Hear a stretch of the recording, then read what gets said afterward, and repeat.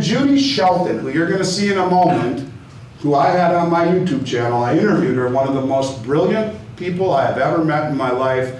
She was President Trump's nominee to run the Federal Reserve in 2016. She said to me, and you'll hear her say it in her own words, Andy, July 4th, 2026 is a very big day for President Trump. It is the 250th anniversary of the United States. He's going to go and do very big things, including pegging gold to the US Treasury market. On the 50-year Treasury, we're going to issue a 50-year Treasury. If you read her book, she talks about a 5, 10, 20, 30, and 50-year Treasury, where the 30 and the 50-year Treasury have 1% interest or less. The others have 0 interest, but all redeemable in gold. And we'll talk about at the end when I try and connect the dots why they would do that. But the first thing you would do is bring back all the gold, which is now tier 1, and your Treasury Secretary loves it, then connect the dots. We'll start to see this is happening. All right, let's listen to Judy's own words, what she said, and pay close attention because this is as big of a deal as I've ever seen in my career. See if I can do this without it squealing.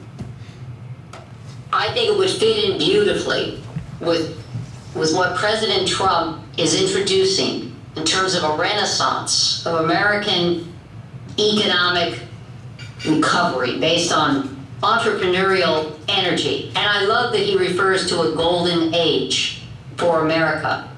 I think on July 4th, 2026, which he plans to celebrate big time as the 250th anniversary of our nation's founding, U.S. Treasury, for the first time in over 50 years, should establish a link between the U.S. dollar and gold by issuing 50-year Treasury bonds. It's something discussed when I was on transition with the first Trump administration at Treasury. They looked at 50-year. France has a 50-year.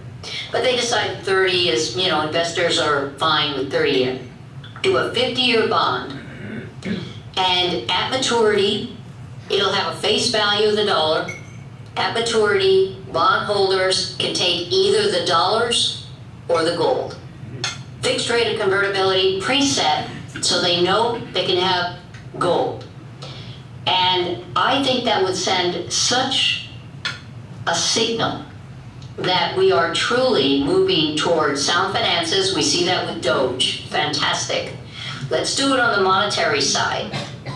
Okay, now I'm going to tell you why she's going to do that at the end. Why they're going to do it, and I'm convinced they are going to do it.